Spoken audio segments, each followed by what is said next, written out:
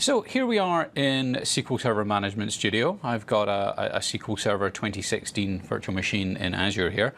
And I'm working in a sample database. It's called the AdventureWorks 2016 database. It's a sample database that you can download to experiment with SQL Server. And what I'm going to do is I'm going to create a table.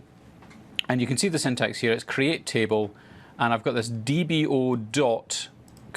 Now the dbo dot is the schema or the namespace, if you like, where I want to create this table. So I'm giving it a fully qualified name, or at least a partially qualified name here of the schema, and then the actual table name. So it's a table called customer that's in this thing called a schema called DBO. And the customer table is going to consist of a number of columns. We've got a customer ID column, which is going to store integer data. And it's a special kind of column. It's an identity column. So it's going to automatically increment a value with each new row that's added to the table. And it's the primary key for the table. It's the column that uniquely identifies each row in the table. So a customer ID will uniquely identify a customer row. We've then got a first name, and that's of type nvarchar. So in other words, it's going to support Unicode characters for my names, and I'm going to have a maximum length of 20 characters for someone's first name. And you'll see that that's specifically set to be not null. So I can't not put a value in this column. I can't leave that value null. I have to put in a first name. I've then got middle name, which again is an nvarchar of 20 characters, but this time I'm allowing nulls. So if someone doesn't have a middle name, then in theory we can just leave that null. And the same with last name. We've got an nvarchar 20, and again I'm allowing null. Some people don't have last names, they just have a first name. So we'll leave that null. It should be worth thinking about here that null could mean either this person doesn't have a middle name or last name, or it could just mean we don't know what the middle name or last name is. Null means unknown, effectively. We've got an account opened column here, which is a date. So we're recording the date that this customer opened their account. And in that one, we're assigning a default value of the current date. We're using this getDate function to calculate today's date. So if I don't specify, when I insert a value into here, if I don't specify when the account was opened, it will default to the value for the current date.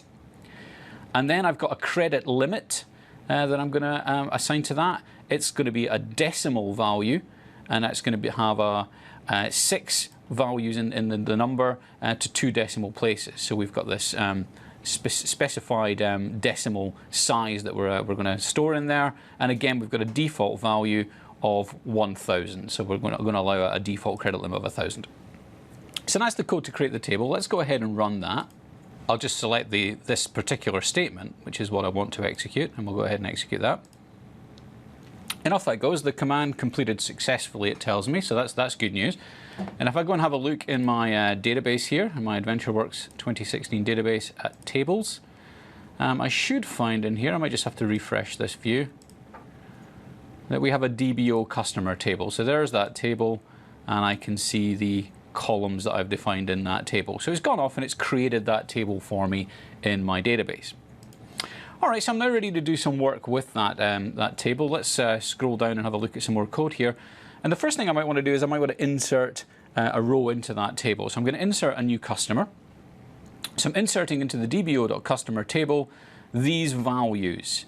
So I haven't specified any individual columns. I'm just saying insert into the table these values, and the values are in the order that the columns appear. Now you might notice I haven't specified a customer ID, because remember that was an identity column. So that's automatically going to be generated for me. But I am inserting the first name, the middle name, or the middle initial in this case, the last name, the account opened date, and the credit limit. So I'm explicitly entering the values for those columns other than the identity one, which is generated automatically for me. So we'll go ahead and select that. And off that goes. It says 1 row affected, so it's inserted that 1 row into the table now, which is good news for me. Well, let's look at some other ways of inserting data. In this case, we're going to insert some explicit nulls, and we're going to use some default values. So we're inserting into the DBO customer table again. And again, we're just inserting the values. But this time I'm saying that the first name is Rodrigo. There is no middle name, so I'm explicitly saying the middle name is null. Right? I'm explicitly saying there's nothing to be inserted in there. The last name is Romani.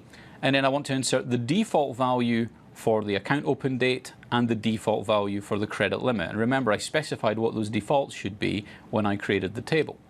So I can go ahead and run that. And again, one row affected, it's inserted that row into the table. Well, the other thing I can do, because I've got columns that allow null values and I've got some default values specified for some of the columns, I don't have to insert something into every single column. I don't have to create these placeholder values to insert into the columns that accept nulls or defaults. I can just say I want to insert into DBO customer and then specify these are the columns that I'm inserting. I'm only inserting first name and last name. If there are any other columns, just use either a null if it supports nulls or a default if there's a default defined for that column.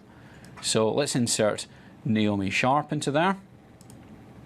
And again, that succeeds. One row affected, that's happily done that. And because I haven't specified things like the middle name or the account open date or the credit limit, it's used either a null or a default value for those. Now let's insert something that I know to be invalid. I'm going to insert a null first name and a middle initial and a last name and then a date and a credit limit. Now we specifically said that first names could not be null. So what happens if I try to insert a null into that location? Well, what happens is I get this error message I'm hearing. It says you cannot insert the value null into column first name. That statement has been terminated because we don't allow null first names. So here's a question for you, just to see if you've been paying attention here. We created the table and we specified that there is a default value for the credit limit.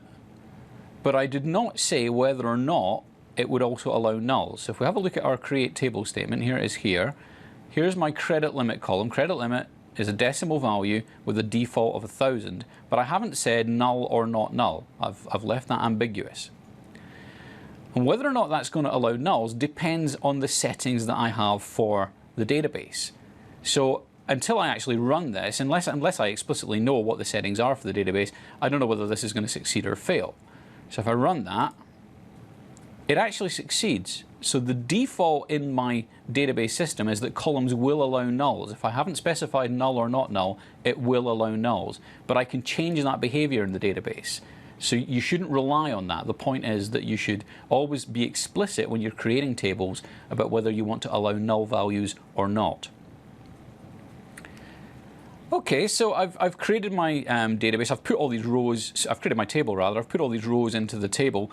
I might want to actually get the data back out of the table, so let's go ahead and run this select statement.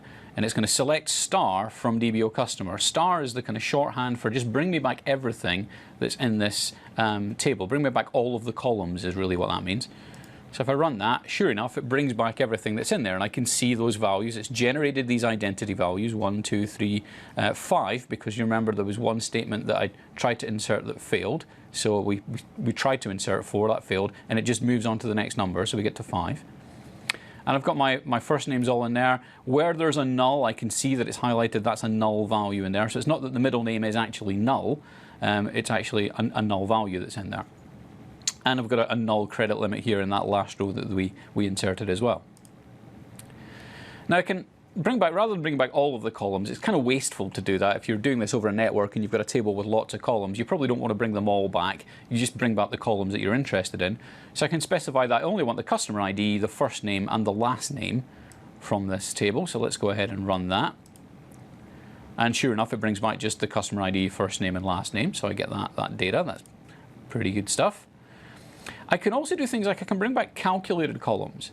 So I've got a couple of different things going on here. I'm selecting the customer ID, and then I'm selecting the first name plus a space plus the last name as the full name. So the plus in this case, because these things are strings, these are nvarchar columns, it's going to treat this plus as a way of concatenating strings together. So it's going to be the first name and a space and the last name as the full name.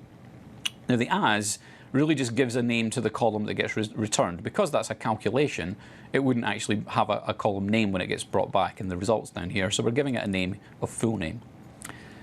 And then there's another calculation in here. I'm using a function called dateDiff, which measures in days. That's what the DD is. So dateDiff in days between the account opened and today's date.